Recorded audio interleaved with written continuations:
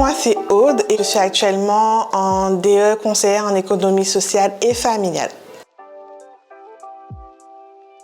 Du coup, mon parcours, j'ai commencé en tant qu'aide-soignante. J'ai évolué plusieurs années dans le milieu hospitalier. Suite à cette aventure dans ce domaine, j'ai décidé de me reconvertir. Il s'est bien passé.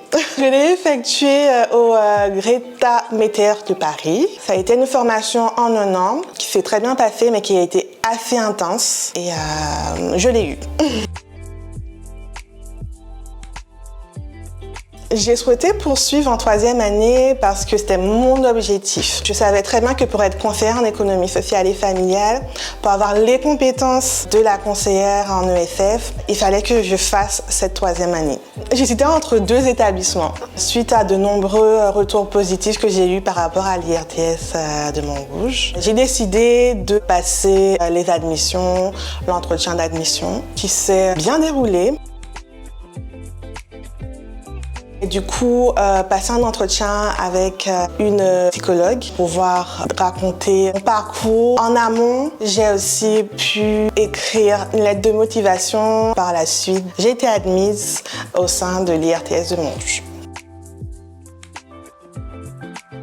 Ma formation se passe très bien, toujours intense, mais en même temps, comme j'étais déjà dans l'intensité de la formation avec le BTS, on va dire que c'est une poursuite d'intensité du coup. Malgré cette intensité, je reste fixée sur mon objectif. Je pense que c'est ça vraiment l'élément principal, c'est être fixé sur l'objectif et le pourquoi on fait cette formation. Et en tout cas, pour moi, c'est vraiment l'élément qui me permet d'aller jusqu'au bout de cette formation.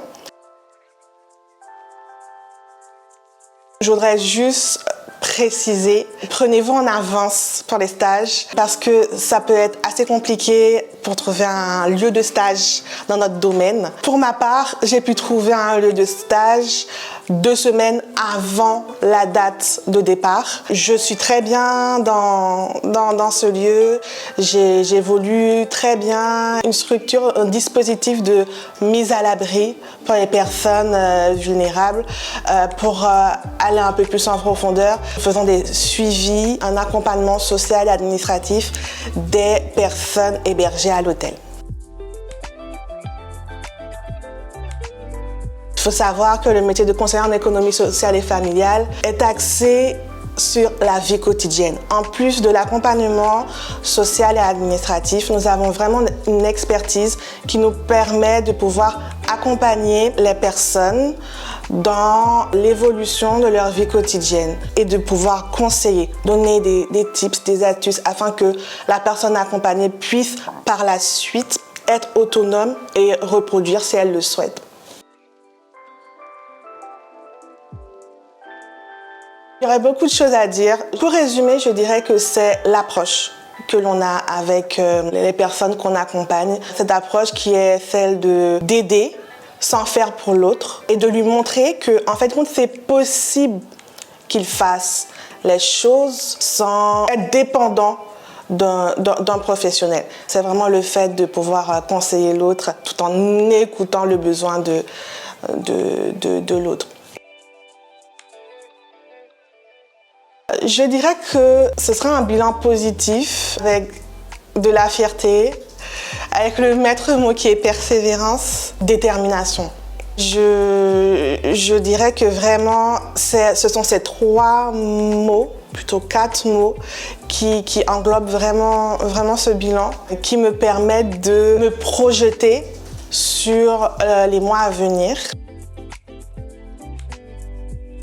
J'aimerais beaucoup travailler au sein d'une association qui vient en aide aux femmes victimes de violences conjugales. Garde cet objectif, fixe-le parce que oui, c'est intense. Oui, on a 1 an pour pouvoir passer nos certifications, passer le mémoire. Garde ton objectif en tête parce que c'est possible.